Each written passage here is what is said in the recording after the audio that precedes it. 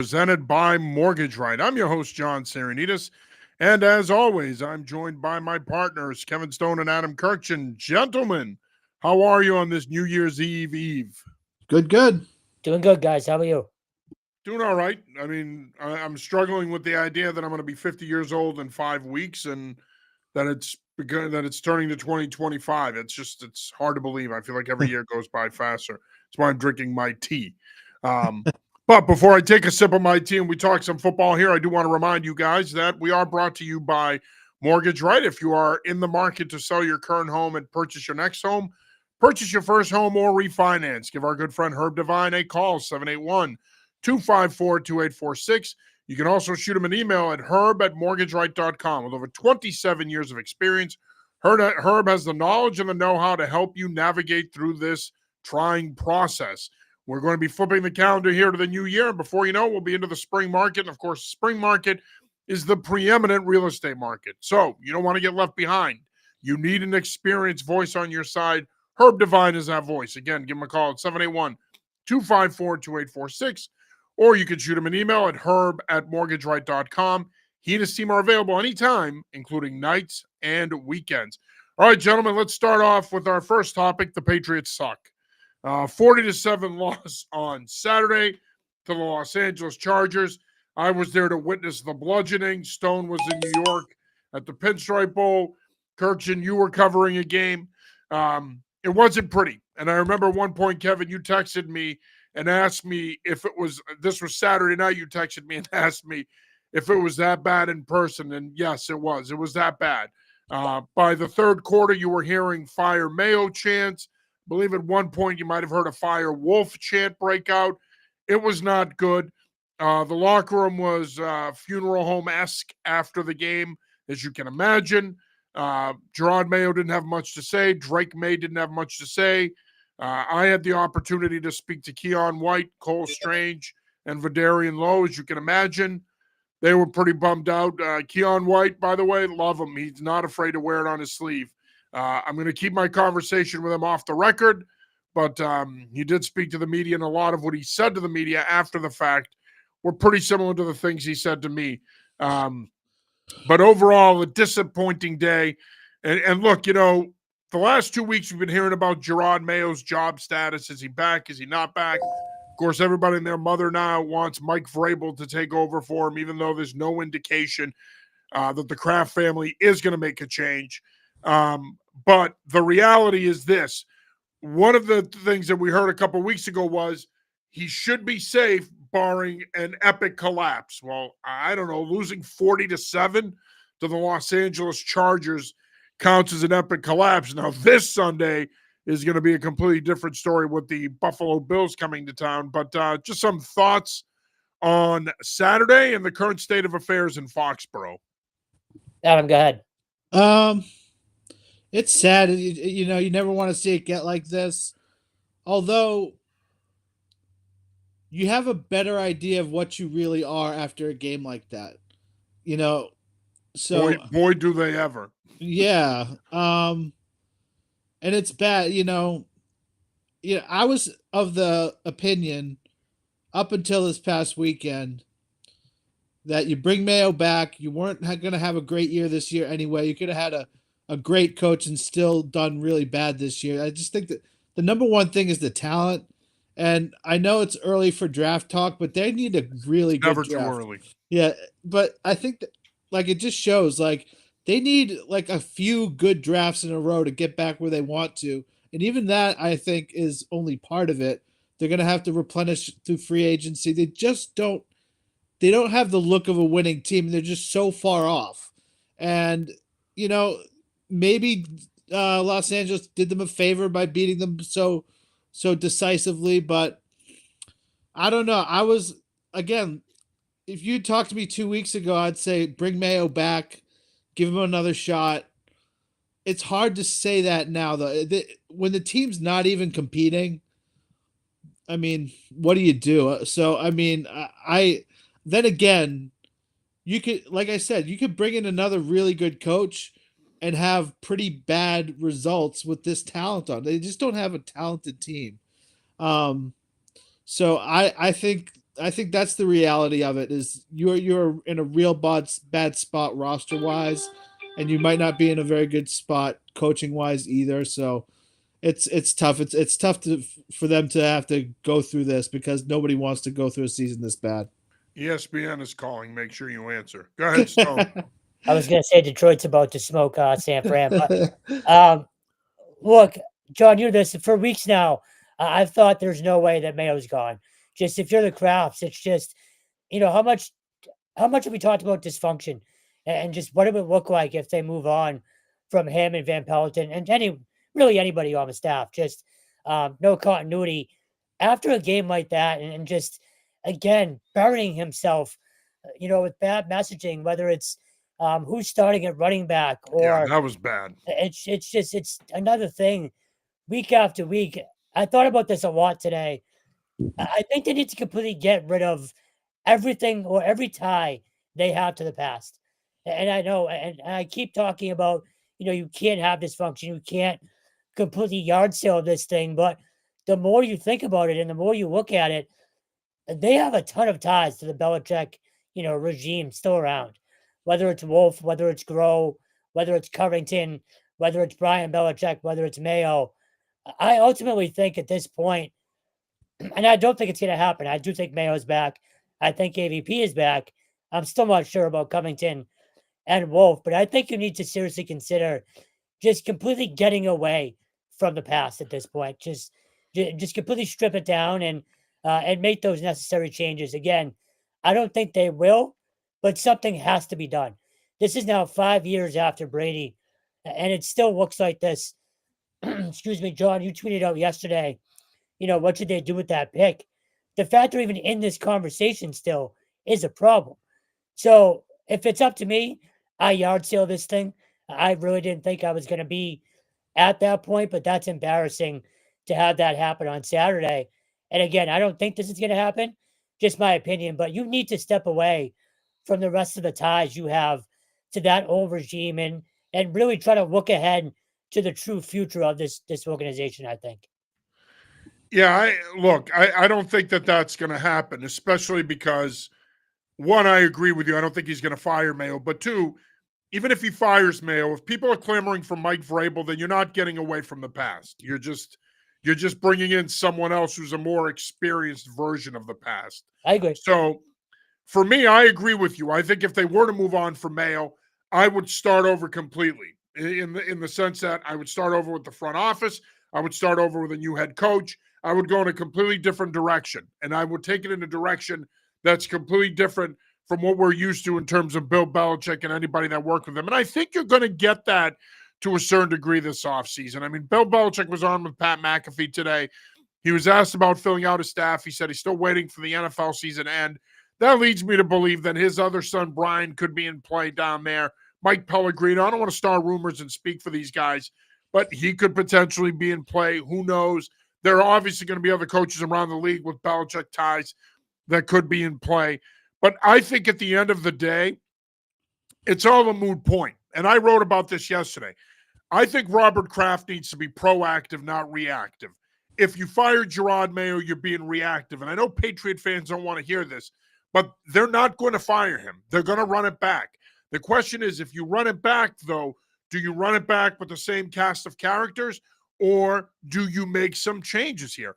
And I got to be honest with you, I think AVP is more likely to go before DeMarcus Covington. I think if anything, I think Covington stays and maybe they bring in a veteran former coordinator, former head coach with a defensive background to help him. But I don't think that they're going to get rid of him, and I still think he's going to get another year to prove he can coordinate this defense. I would be surprised if they move on from Covington. AVP, I still think is up in the air because, again, I think while you can give him good grades for the development of Drake May, the performance of the offense has not been very good.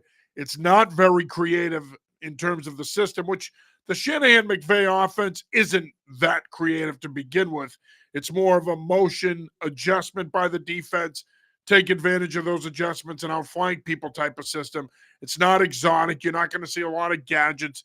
You're not going to see a lot of different usage of the personnel. So as far as I'm concerned, I don't see Mayo going anywhere.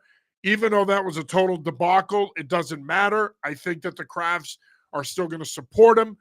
I know there's a lot of people that are going to point to Sunday and say, well, if he wins that one, that's further proof he should go. Look, when it comes to Sunday, I think Mayo's in a no-win situation, right? If they win, he costs him the first-round pick.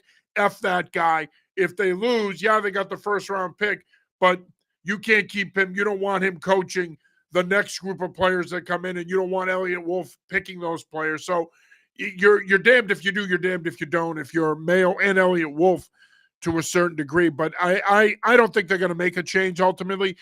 Do I think there'll be some changes on the staff? Yeah. Can I see a scenario where somebody leaves the front office either right before the draft or right after the draft? Sure, absolutely. I think there'll be some house cleaning, but I don't think that there'll be enough that it's going to change that much going into next season. It's still going to fall on Mayo and this staff to be better and to get more out of the players. I was curious, John, do you think that there's an idea of keeping Van Pelt because of his, continuity with Drake May, or do you think that should be a factor? No, I 100% think it should be a factor. Absolutely. He's done a good job developing him, but I think there's a couple of other things to keep in mind here. Money. Are the Crafts going to be willing to pay people that they no longer employ?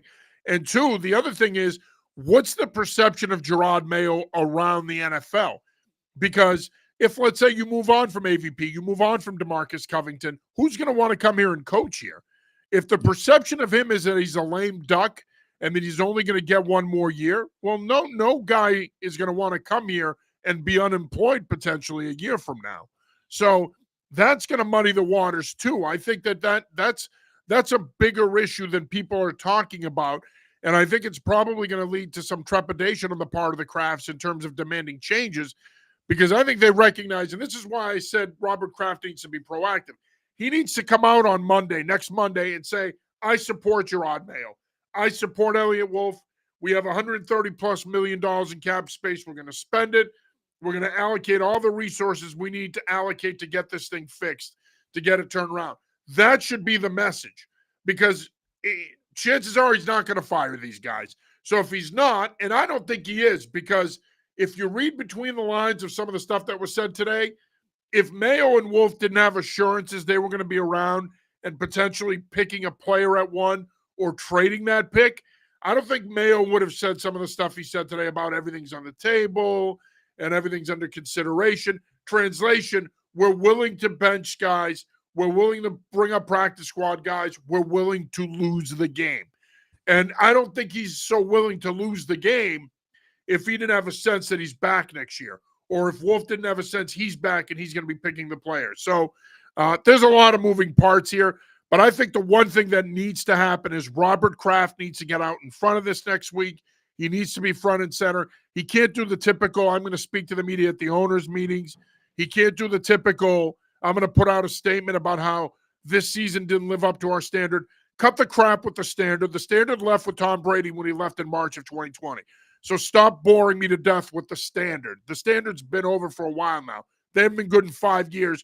They've had a losing season in 4 of the last 5. So let's stop pissing in people's ears and telling them it's raining. There is no standard, okay? The Patriots dynasty died when Brady left. So let's just end it there. So I think transparency by Kraft and the Kraft family is going to be very important here. I also wonder, when you talk about how other coaches in the league and assistants and everybody, how they view the job in general, like, for instance, how much of a draw is it that they've got a young quarterback who looks like he's going to be a good player? I don't think it's that much of a draw because of the head coaching situation. I'm going to be honest with you. Yeah, I don't. I think under normal circumstances, I think that all three of us would agree it would be a draw. But how much of a draw is it going to be, though, when in a year from now, potentially you could be out of work? So right. I think that's the issue here. There's going to be a lot of pressure if they do make coordinator changes and they hire new coordinators, whoever those people are. There's going to be a lot of pressure on them to perform right away and get this thing on track and win games. Because if they don't, chances are he's out the door a year from now.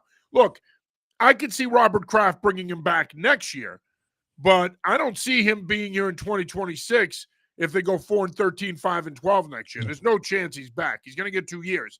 End of story. I know that they're chummy and he's Thunder and he loves Gerard and all this other hokey stuff, but that's all going to go out the window if you're not winning. The old man isn't getting any younger. So I think Gerard Mayo, even if he is back, there's going to be a mandate of you got to win 8 to 10 games and be in playoff contention, or else you're out. Yeah. So we shall see. Nonetheless, they got a big decision to make this Sunday. The Buffalo Bills are coming to Foxborough for the season finale. We did find out today that the Bills are going to start Josh Allen, but it's probably only going to play a series or 2 at the most. They're going to do this to keep his streak intact. And then they're going to turn the reins over to Mitch Trubisky. I suspect that they may start their starters for a series or 2, and then they're going to start to empty the bench. My question to you is, what should the Patriots do on Sunday? Do you play to win and finish the season with a win and some momentum going into the offseason? Or do you play to keep it close, keep it competitive, lose at the end, and secure the number 1 pick? I know what I would do. I'd love to hear what you think they should do. No brainer. You sit Drake May.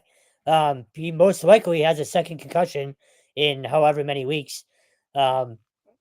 Saying I got my bell wrong. Yeah, that was not smart on his part. No. It took everything. I know I'm going to sound unprofessional here when I say this. I'm standing there and he keeps saying it, and the coach in me wanted to say, Drake, knock it off, dude. Stop saying that. but that's Drake. Yeah, he wears it on his sleeve. And I've said this for months now. His leadership qualities jump out every time he talks.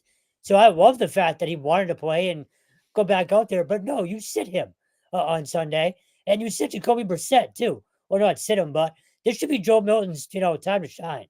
I want to see, if not 4 quarters of him, 3 quarters at least, to start Jacoby. You got to treat this like a preseason game, right? Yeah, 100%. Pretty much. And look, and you guys will both know this. You can't tell a competitor, hey, tank the game. They're not good enough to they might do it without, trying to tank. They might just lose because they're not very good. So, look, it's Mitch Trubisky. So this thing has 9-6 written all over it. But no, you sit Drake May. You've seen plenty. You don't need him to develop in a meaningless game in January or get hurt and now not have an offseason.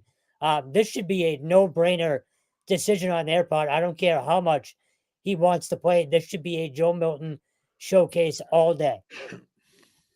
I agree. I love watching Joe Milton play because you never know what's going to happen. So I'd love to see him get out there and chuck it around and maybe run a little bit too. I think with Drake, you want to be careful with his health. Like you were saying with the concussions, that's bad news. So I don't know. I don't think if they end up with the number 1 pick, it gives them a ton of options. And this, again, like I just said before, this is such an important draft for them. Why not put yourself in the best position to maybe trade down or do whatever? Everything is on the table with the number 1 pick. So I think it's an important draft. They got to do what they can for that. So I think that just makes more sense than beating, the Bills. And it's so fun. I almost forgot Trubisky was still in the league. And he was in there over Mahomes and Deshaun Watson, I think. He almost beat the Patriots a few years ago.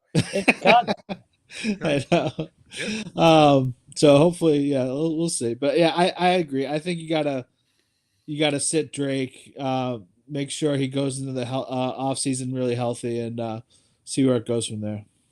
Yeah, 100%. I think it's a clean sweep here. We all agree. I don't play Maine. I don't play to win, and I don't care. I'm not shy about saying that. I know, I've coached for 30 years. I would never, ever want to throw a game or tank, but the circumstances in this situation are such that you want to compete, but you want to come up short. That's got to be the mentality. And let's not sit here now and be over the top moral about it, okay? Integrity of the game and all this other stuff. Spare me with the integrity of the game bullshit. Okay, they're 3-13. They're not a good football team. They need players. the best way to get players is to end up getting the number one pick and either trading it, acquiring additional draft capital, and getting better players, or drafting an impact player there at one, whoever that may be, whether it's Travis Hunter or Abdul Carter or Will Johnson, or I don't think they're going to take one of those tackles at one. But my point is they'd be in a pretty good position. Look, everybody with half a brain has said this weekend that if they end up securing that number one pick, they should trade it. Okay? It's only people that have these delusions of grandeur that somehow if you take Travis Hunter, because he can play wide receiver and corner, you're getting a 2-for-1, and somehow he's going to turn your fortunes around. He's not. He's going to help you. Maybe next year you're 5-12. Maybe you're 6-11. But you need a lot more than Travis Hunter. And this isn't a knock on Travis Hunter. He's a very good player who has the potential to be a great player in this league. But that's one guy. You need a lot more than that. And so I think, in my opinion, you sit Drake. You've seen enough. You don't need to develop him anymore. Start Jacoby Brissett. Let him play for a quarter. Then let Joe Milton take over for the final 3. Call up all the practice squad guys. Filter them in. Hang in there. Compete. And if you lose 9-6, so be it. Okay? You're not going to outwardly try to tank. But if you lose, you lose. That's just the way it is. Okay? And I think what's fair is fair here. They're going to sit their starters. So it's not like they're playing their starters and you're throwing your backups to the Wolves here. It's going to be mano-a-mano in that regard. So I'm okay with it. Couldn't agree with you guys more. Sit Drake. We've seen enough. We know he has the potential to be a franchise quarterback. You want him to go into the offseason healthy, ready to participate when the time comes. As far as what you do if you end up losing this game and getting the number one pick, well, that's going to be a conversation that's going to be talked about on a weekly basis between now and the last weekend in April. So we don't necessarily have to delve into it, but let's say they do lose on Sunday and secure that pick. What is your initial feeling in regards to them having the first pick overall, which will be the first time since 1993 when they drafted Drew Bledsoe that they've had the first overall pick? To me, it's smart, I think, to trade down, even though that doesn't always happen. I just feel like if they trade down, they can actually get something pretty good, because I think somebody's going to want to go up to get either Colorado guy, Sanders or Hunter. And I don't think that's necessarily, I mean, definitely not with Sanders, but I don't think Hunter is what they necessarily need either. I think if they can get one of those top offensive tackles, then find a way to get him and get something in return. I haven't looked too much at who's coming out and all that stuff yet. But I do think if you can get a stud left tackle, that'll solve a lot of problems. And I also think, look, if you're talking about Hunter in a vacuum, he's a great player. But I just don't think that's where they need to get their best pick here. I think they need to go with an offensive lineman, an offensive tackle. So I think Hunter's a great player. I think Sanders is a great player. They're just not fits for what the Patriots are looking for right now.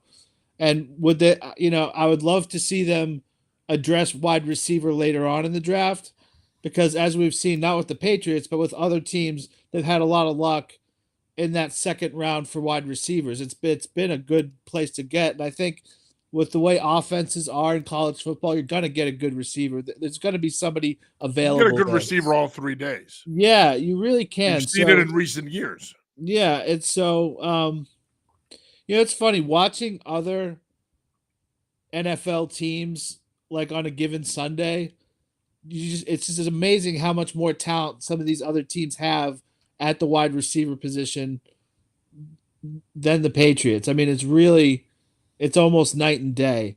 Well, I mean, even if you look at the first round, right, in recent years, you could point to Jamar Chase and Justin Jefferson and CeeDee Lamb, among others.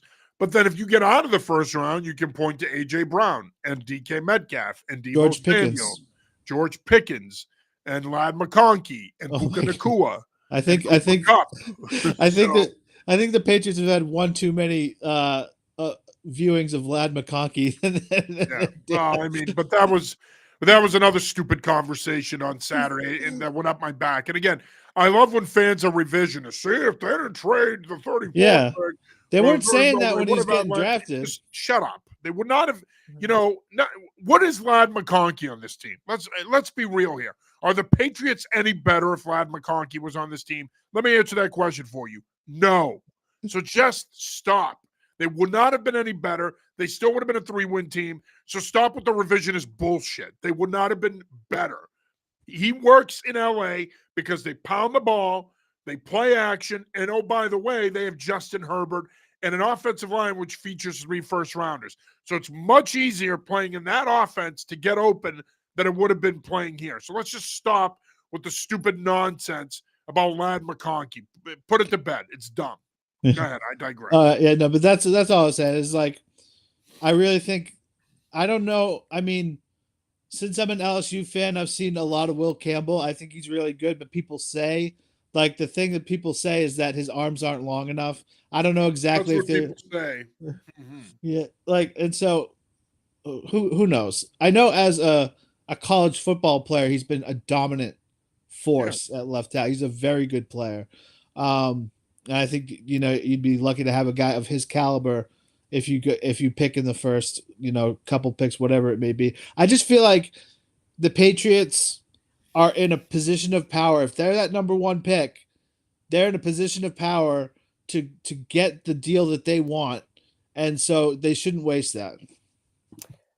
Trade down. I don't think this is I should say, I think this is another no-brainer. Frankly, I want them to trade down twice. If you have a team desperate for Ward and Sanders, Tennessee or the Giants, somewhere in there, you can do it twice and stockpile picks and then use some of them. Ideally, maybe you go get a Metcalf with a trade and you draft a receiver and you're getting a tackle. I want them wheeling and dealing these picks. So yeah, I was team trade down last year and got crap for it, rightfully so. I was clearly wrong, but now there's no question you trade that pick. And again, I'd like to see him, turn into multiple trades if they can. So 3 things. 1, it's way too early to talk about what they could potentially do, even if they end up with the number 1 pick, because we've got to see what they do in free agency, because they are going to address some of these needs in free agency. They're going to have north of $130 million to spend. As long as they're willing to spend that and they're willing to overpay, and I've said this all along, you're going to have to pay 25 to 50 cents over $1 to get free agents to come here. They're not just going to want to come here between the situation with the franchise, the weather, the taxes. Guys are not going to just want to come here. You're going to have to overpay. You want T. Higgins? It's going to probably cost you 35, 37 million a year to get him here, realistically. So I think that's the first thing. So before we can even talk about what they do in April, we have to see what they do in free agency. Now, I don't think you're going to turn this thing around through free agency. I still think the draft is the best way to do it. Now, the problem is this isn't going to be a great year to have the number 1 pick, because when you look at the top of this draft board, the way it's shaping up, in my opinion, as it stands, you have 3 blue chip players: Hunter, Will Johnson, the corner out of Michigan, and Abdul Carter, the edge out of Penn State. Now, Mason Graham, very good player, borderline blue chip type of guy. Can we stop with the ESPN phone calls, for the love of God? And then when you look at the rest of the first round, those quarterbacks aren't blue chip guys. In fact, a lot of people, I tweeted this out earlier. When I look at Shadur Sanders and Cam Ward, they're either going to end up being Jameis Winston and Marcus Mariota, or they're going to look like guys that belong in the 2022 class, which featured Kenny Pickett and Malik Willis. There's not a ton of upside there. And they're nowhere near the caliber of what we saw last year. They're nowhere near the caliber of that 21 class, even though it fell on its face, other than possibly Trevor Lawrence. And they're definitely nowhere near that 2020 class. So, I think, unfortunately, you don't have top flight quarterbacks in this class. You're not going to, even if they impress in the pre-draft process. You don't have a ton of blue chip talent at the top. So the desire to trade up, I'm not sure is going to be there. It's going to be a very limited trade market. If anything, you have to hope that a team falls in love with Travis Hunter and is willing to sell the farm to move into that pick for him. Because I'm not so sure, especially if Tennessee ends up picking second, they're not gonna trade up. They'll sit there and wait for Shedeur Sanders or Cam Ward. The Raiders are a possible trade partner, maybe the Giants. But if I'm the Giants, if I trade up to take Travis Hunter.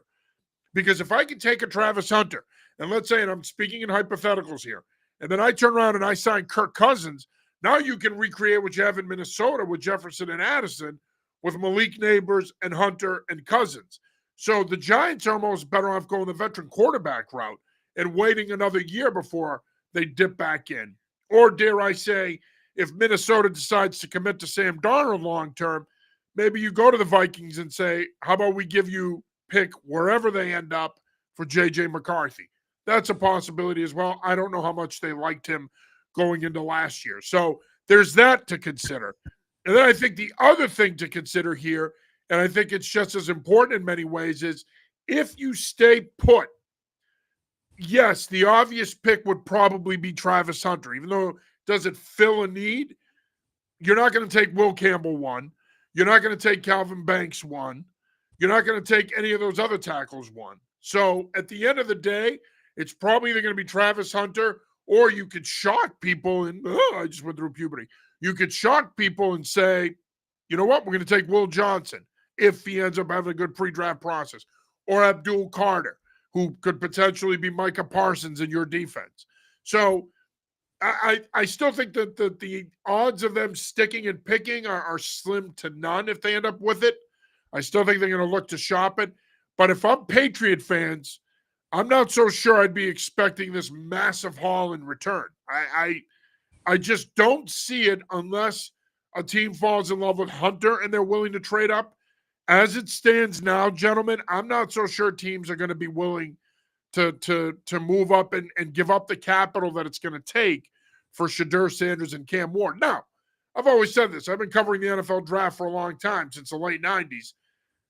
All it takes is one general manager and one coach to fall in love with either Sanders or Ward, and you're in business. Beauty is in the eye of the beholder when it comes to the NFL draft. But I will caution, that's going to be harder to get this year than in years past. Teams would have been willing to sell the farm last year. I don't see them selling the farm for these two guys. I'll take it a step further. And I retweeted Dane Brugler earlier today, who I've talked football with in the past, and I have nothing but the utmost respect for. I think he's arguably the best draft guy in the business. And Dane put this out there, and I couldn't agree with him more. There's a lot of people around the league that don't see Sanders and Ward as first-round talents. If you go back to last summer, think about the guys you were talking about at quarterback for this class. Sanders, Ward, Ewers, Beck, possibly Drew Allar out of Penn State. These are the guys we were talking about. Well, Ewers is probably going to go back to school. Jalen Milroe is another guy people were talking about. He's now probably going to transfer out of Alabama. So all of a sudden, if Milroe and Ewers stay in school, that depletes this class. Now you have Carson Beck, who put up really good numbers at Georgia, but he's coming off a shoulder injury. He doesn't exactly pop. He probably profiles more as a mid to late day two guy. It's not a good year to have the number one pick if you're looking to trade down. They're probably going to have to take about $1 or even 75 cents of the dollar if they really want to move out of it. Because again, unless a team falls in love with Hunter, I'm not so sure that teams are going to fall in love with the presumptive two quarterbacks that are going to go in the first round. Real quick, Ken Matthias checks in. Thanks for checking in, Ken. Happy New Year, gents. Happy New Year to you too, Ken. Speaking of the Pats and the horrible loss, I want your guys' opinion on Keon White's frustration after those losses. I'll let you guys go first. Your thoughts on Keon White saying what he said last week. And I believe, Kevin, you were there when he said it, correct? I don't remember, but yeah, probably. He's not wrong. If there's not changes, what are we doing? Right? I think that was the exact quote or something like it. Now, for a second-year guy to say it, I don't love it, but if he's going to be I think it shows he has cojones. Well, no, I was going to say, if he's going to be one of your cornerstones, then that's the guy you want saying it. So exactly. I had no problem with it, and I think he's right. Plain and simple. Yeah, I agree. I'd rather have that than somebody who's just fine with losing and having a bad season and all that stuff. I would want the competitors on my team to be, upset with it, and it seems like he is. I don't think it was anything out of line. I mean, but these guys should be frustrated. They should be upset. I agree. And I don't have a problem with it. And the thing about Keon White is, and Kevin, you can attest to this, we've been around him for 2 years now. He's all business.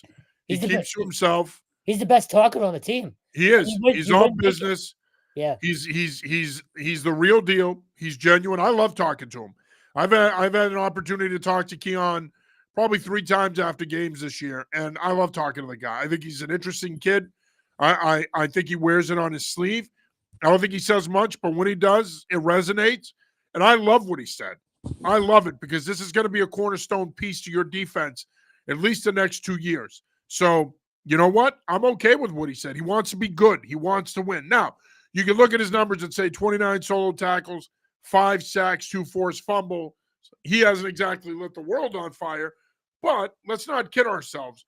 He's still one of your best defensive players, and he is a cornerstone piece that could be here for the long haul. So I'm okay with what he said. And he did not, and let me tell you something, he clarified that he spoke with Mayo, and Mayo has said he spoke with him, and they've cleared the air one-on-one, but he didn't also back down from what he said either. He stuck to what he said, and he defended himself, and he defended what he said. So, you know what? At the end of the day, if it ruffled some feathers and it pissed some people off, oh well. You know what? He wants to win. He's a competitor, and I'm okay with it. Bill Vaughn checks in. They'll screw this up and win Sunday to burst our bubble. You're probably right, Bill. They definitely will. Bill also follows up and says, and Happy New Year. Love the show. Happy New Year to you too, Bill. Thanks, man. Appreciate the good words, and thanks for following along and checking in. We appreciate you, man. Happy New Year, buddy. Yeah, no, I agree. I'm okay with it. I'm okay with what he said. You need more of that because I got to tell you, when you walk around that locker room, man, one of the things that I think is noticeable, and maybe it's because I've been around a lot of football locker rooms in my time, I don't know how much leadership is in that room, to be honest with you. There's maybe, I'm glad you said this because I thought about this a few times just kind of standing in there last week. David Andrews is hurt. Matt Judon's gone. Jabril Peppers was a leader. Too busy swiping people's phones away at Commanders games. Correct. So I don't know. Besides Jonathan Jones and Dietrich Wise, who else is there? Yeah, I was going to say Deitch and Jones are probably your 2 leaders now. Yeah, I think that's it. And they got rings. I mean, those 2 and David Andrews, they have rings. They know how good it was here once upon a time. Yeah, so. and Jonathan Jones, this might be Jonathan Jones' last game as a Patriot this weekend. So you're right. You need guys to step up and sort of take over that leadership role. If Keon White's going to be one of them, then great. But I worry there's just not enough of them. Yeah, it's they're really lacking in every category. Yeah, there's no part of the team where you're like they're set. Even the places where they have maybe good positional units, it's not what you'd have on a championship team for sure. No. Let alone a playoff team. They literally need everything except quarterback. Yep. Yeah, I think that's fair. Although Cole Strange played pretty well on Saturday. They might have found their center of the future, which I will defend Cole Strange for one reason. When he's been healthy, he's played pretty well. My issue with him is he can't stay healthy. But if you go back and you see the way he's graded the last 2 years when he's been on the field, he's playing at a level where he's a top 10, top 12 guard in the league. Now, you may say to yourself, well, big deal. He's a top 10, top 12 guard in the league. Who cares? I understand that. And you can minimize the impact of that all you want. It's still important because he gets a lot of flack for being a first-round pick, but he played pretty well on Saturday, and that might be his future home, especially if David Andrews decides this is it. I think they're in a pretty good spot there. He could play center at a Pro Bowl level. Real quick, before we move on to some college talk here, what did you guys make of some of the comments from the players after the game? I don't know if you heard them after the game on Saturday in regards to the Fire Mayo chants and their reaction to that, specifically Devon Godshaw, who was pretty outspoken after the game. So what was it? Whenever he re-signed or first signed under Belichick, I believe Belichick called him the best defensive tackle in football, if I'm not mistaken. Yes. Um, he's been a no-show for the most part. I want to say most of his Patriots career.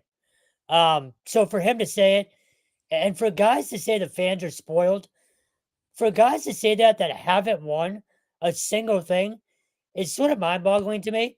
And I do appreciate the fact that they're saying, "Hey, we get it. They're paying their money." Look, you've won 3 games back-to-back years now. What do you expect, first of all? And second, again, if you haven't won anything wearing the uniform, you really can't speak to the fans being spoiled because you weren't part of it. So, uh, I found it off-putting, but it is what it is at this point in the year. They're defending their coach, and I get it, but, I found them dumb comments. Yeah, I mean, look, if they're saying get rid of Mayo, that's a reflection on the players too. It's not just the coach. Yep. Because if they were playing better and were winning, they wouldn't be saying that. And I think you should defend your coach in a situation like that. But it is a reflection of them too. And I also think partly they don't want Mayo to get fired because he's been easy on them. Yeah, I think they enjoy, sort of having the freedom that they've had this year. So I think that kind of plays into it too. They want the easy coach, sticking around as well. I don't know if he's been easy on them. I mean, he's been different, right? I mean, Belichick, let's be honest. I mean, Belichick is a cyborg. And, He's been Pete Carroll compared to Parcells, basically. yeah, You know what I mean? I think so. I think that could be a fair comp.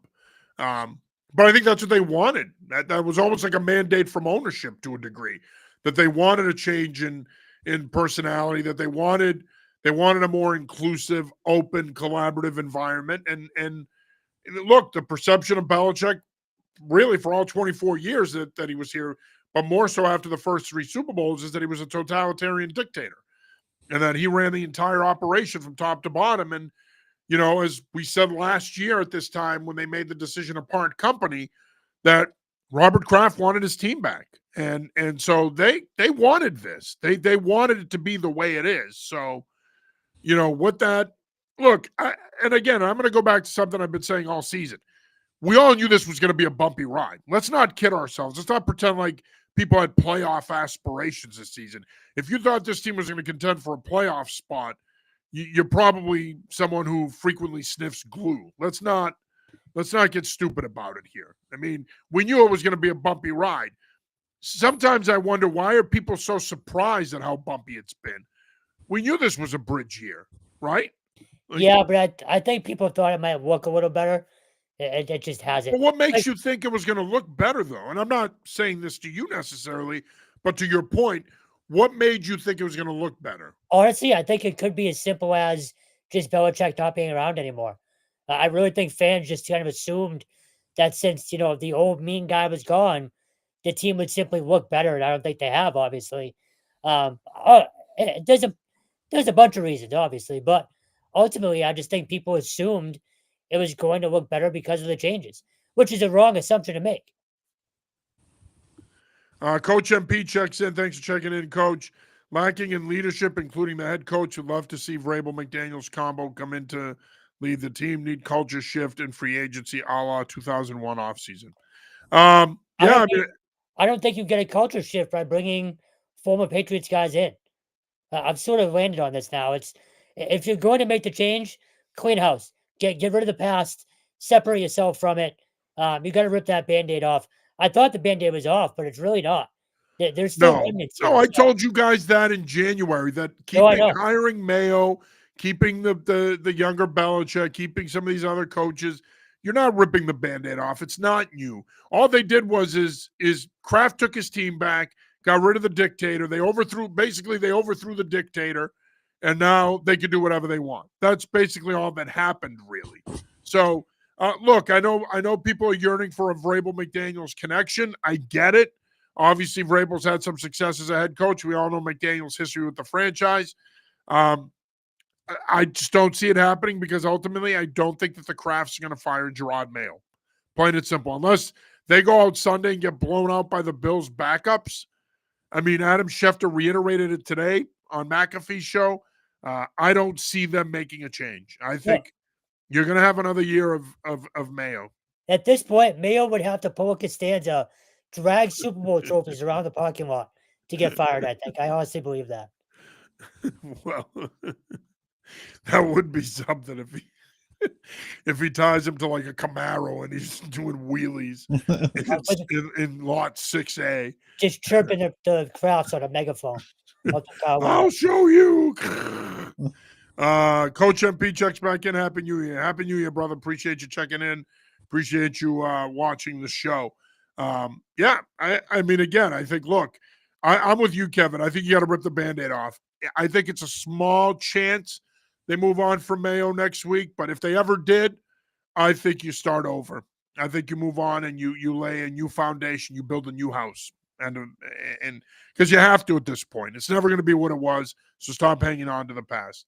You are watching / listening to the New England Football Show presented by Mortgage Right. I'm your host, John Serenitas. As always, I'm joined by Stone and Kirkchin. Just a reminder, if you're in the market to sell your current home, purchase your next home, purchase your first home, or refinance, give our good friend Herb Devine a call, 781-254-2846, or you can shoot him an email at herb@mortgageright.com. With over 27 years of experience, he has the knowledge and the know-how to help you succeed in this process. He can guide you in this process. If you're ready to talk to Herb, again, his number is 781-254-2846, and I know he answers all the time because I've called him plenty of times. Or you can shoot him an email at herb@mortgageright.com. He and his team are available anytime, including nights and weekends. We do have another comment here from Bill. Bill checks back in. Thanks for checking in, Bill. Wolf is an interesting case. He's not ripping off the Band-Aid either. And best have a good draft after whiffing yet again on 2 wide receivers. Yeah, it's interesting. Bill brings up a good point in that, man, look, I liked the Polk and Baker picks. I think a lot of people did. I think a lot of people thought that with Belichick gone, that they were going to be better. They were going to be making better decisions at that position. But, I mean, you talk about Ladd McConkey. Forget about Ladd McConkey.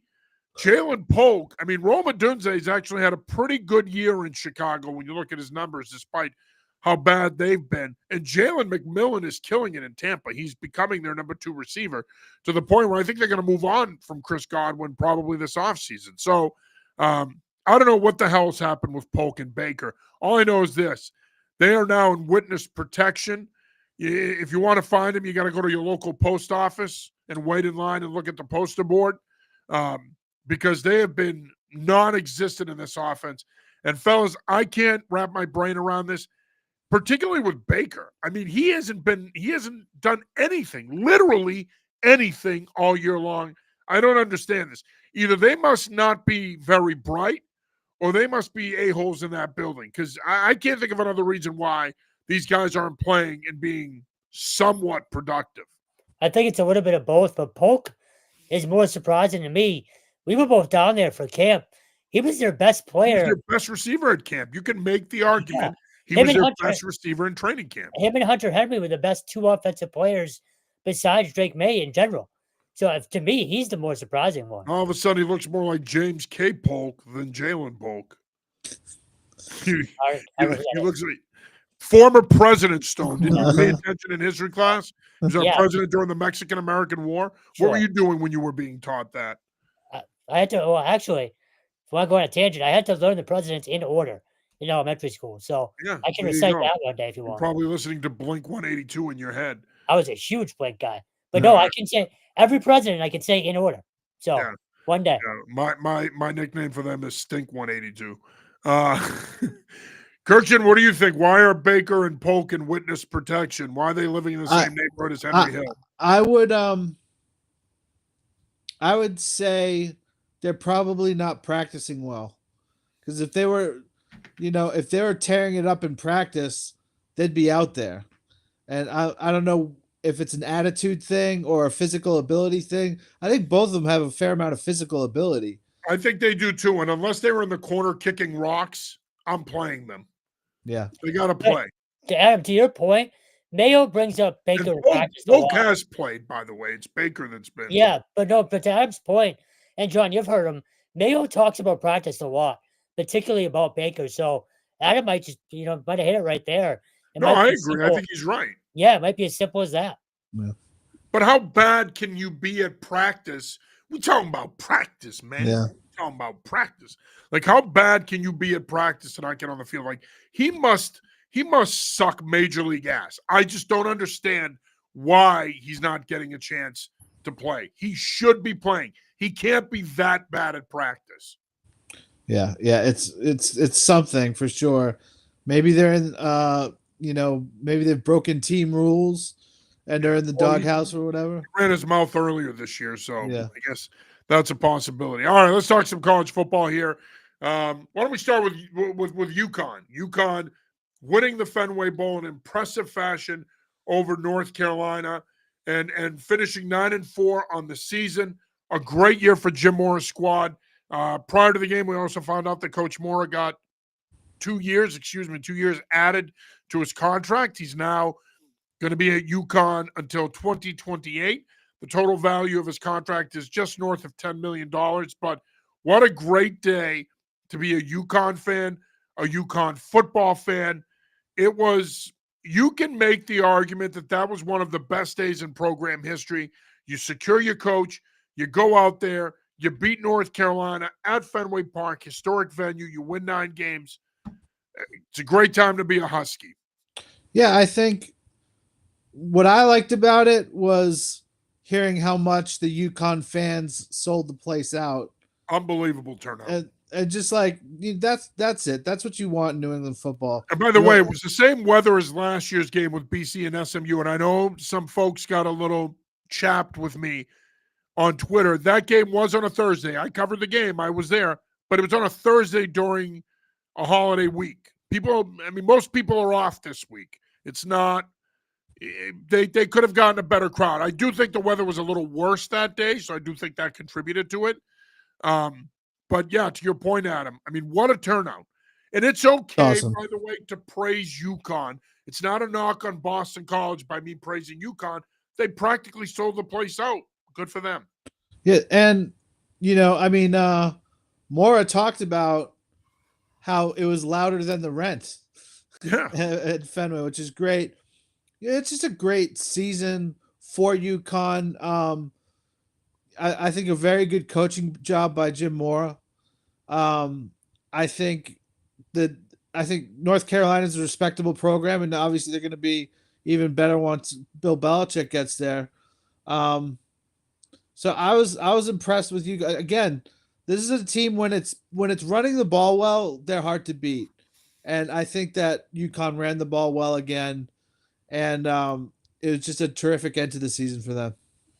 Yeah, what can we say that we haven't said about them all year? Took care of business at home all year long, and I think the most impressive fact about the win Saturday was that it was dominant from start to finish. That game was never close, and they emphatically made a statement that UConn's back on the map. And all year long, we said they need to take care of business at home. They did that. Said they need to win games that, last year they might have slipped up, or 2-3 years ago they might have been, doubt might have crept in. They need to finish games this year on the road and at home. So I think they're set up for major success. Might be, strong, but they're set up very well moving forward now, especially now that Mora is locked in, and clearly the support behind that program. We've talked about the facilities, God knows how many times. They have everything they need to be successful. And aside from a conference, which I have to think, they need to be in more discussions moving forward after this season, but they're set up to do some big things in these next few years. They are. And the key is going to be keeping the momentum going. Obviously, this was a special season.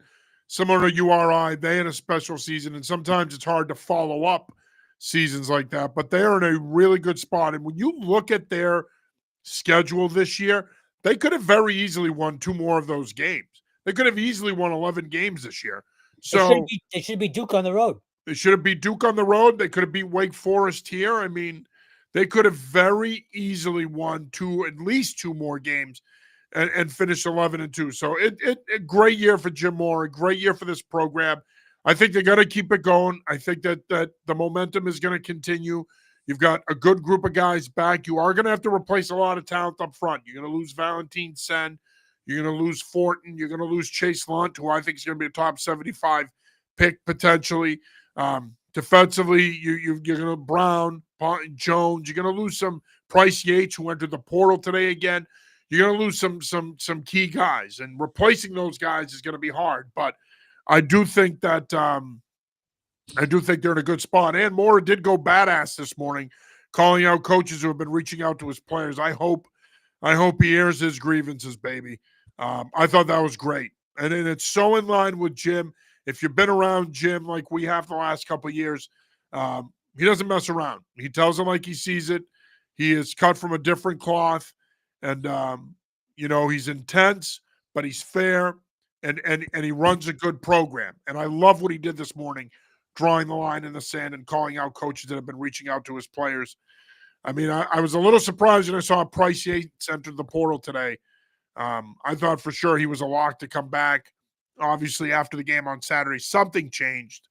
Hopefully, he is back. Skylar Bell also in the portal. At last check, I don't have an update on him. I still think the expectation is that he's leaving, but we shall see. Boston College, you were there, Kevin. Pinstripe Bowl, lose a tough one to Nebraska, 20-15. I know that BC fans wanted that 8th win. I think we all wanted that win for the program. I think it would have been great for the program if they got their 8th win. But I will say this. I think Bill O'Brien did a fantastic job in his first season at the helm. To win 7 games, to get this team into a reputable bowl like the Pinstripe Bowl, to have a shot to win the thing in the fourth quarter. There's no moral victories. But I think this Boston College football program has a lot of momentum going into spring ball and into this offseason. Again, tough loss, game they could have won, fell behind early, but it shouldn't take away from what I think was a very positive first season for Bill O'Brien at the Heights. 100%. Look, they came in February. Ultimately, they didn't get to know the team until mid-March. Yeah. People forget that they started spring ball, a week and a half after he took over? I think it was exactly a week. Yeah. They did not have a lot of time to recruit. They didn't have a lot of time to do anything, really. They jumped right into it. So, again, you think about those circumstances, to get those 15 practices in, to have a productive spring game, to do what they've done in recruiting, and then go on and win 7 games, BC fans have a lot to be excited about. Yeah, look, as far as Saturday, they turned the ball over on downs 4 times, twice inside the 10, once inside the 2. So if you have any semblance of a special teams unit, BC wins that game. And not to mention the guys that sat out. You didn't have Ozzie. You didn't have Donovan Ezeraku. You're missing Amari Jackson, most of the year, of course. You had a bunch of guys sitting out. And then Drew Kendall got hurt 2 plays in. So they were behind the 8 ball for most of that day. And frankly, it was a Nebraska home game. There was a sea of red, and it was very, very loud in favor of Nebraska. Cool experience overall. Yankee Stadium did a decent job, but you said it, John. All things considered, that's a good year for them. And look, I know there's a lot of questions around that team, particularly on the offensive line. They need help at the portal. It was pretty evident the other day. I mean, I know you had kids that really hadn't played very much except Logan Taylor. I mean, you had Mikal out there. You had Kevin Klein out there.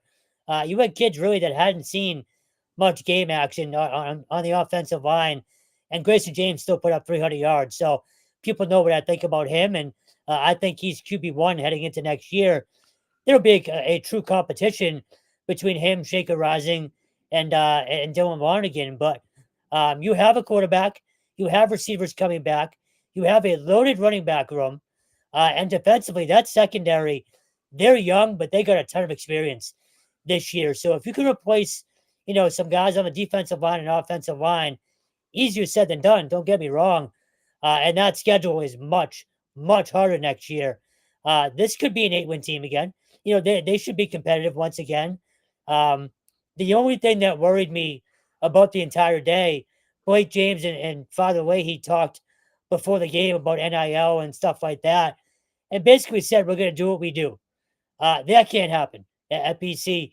If they truly want to compete in the ACC, you're going to have to fork over money. It's just how it works. I disagree with you on that.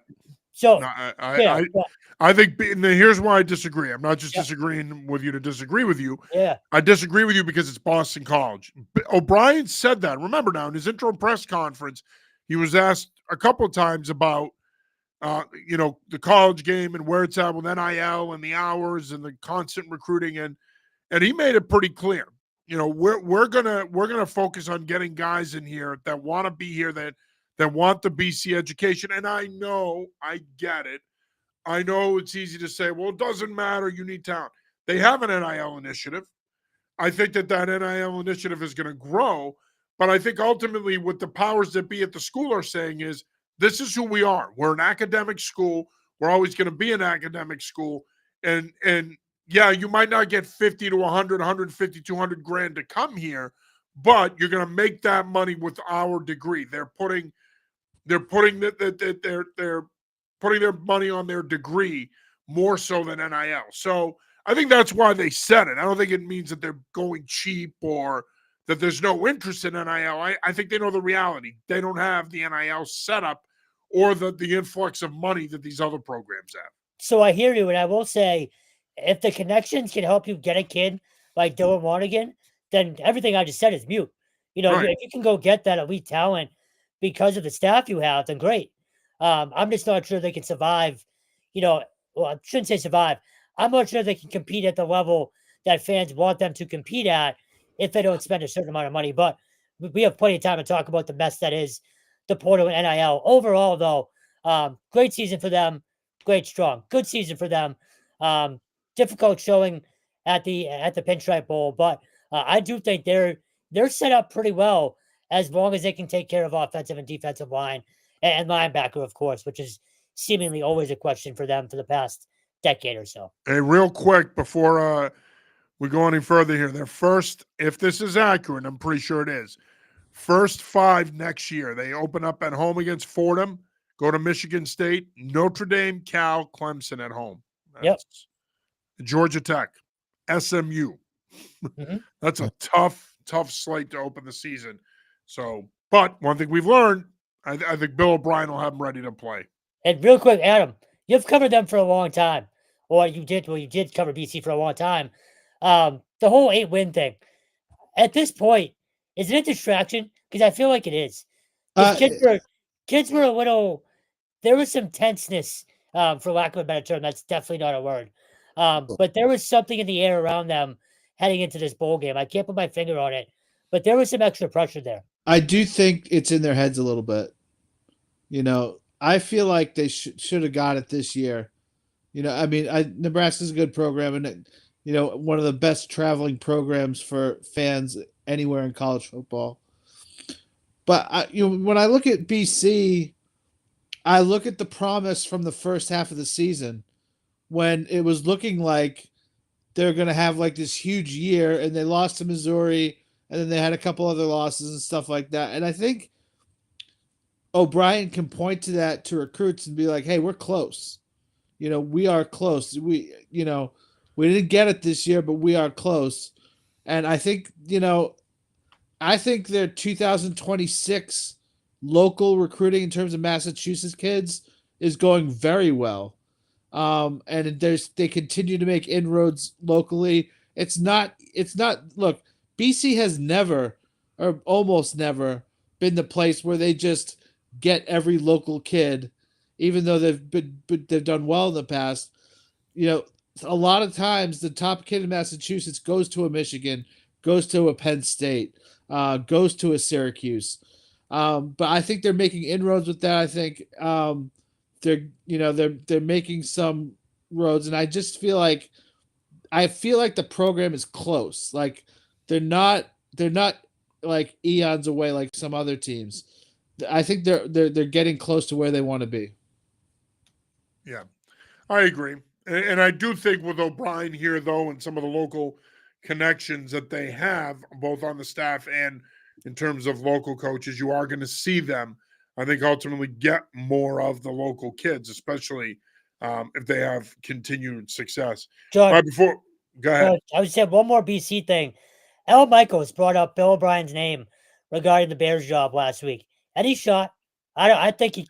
I think Bill also think he stays. I, in my opinion, I'm just kidding. This is strictly my opinion. I don't want to speak for him. In my opinion, I think he wants to be here. I'm going to squelch that now. In my opinion, I would be. Let's put it this way: I wouldn't even be shocked if he left. I'd be floored. I think Bill wants to be here.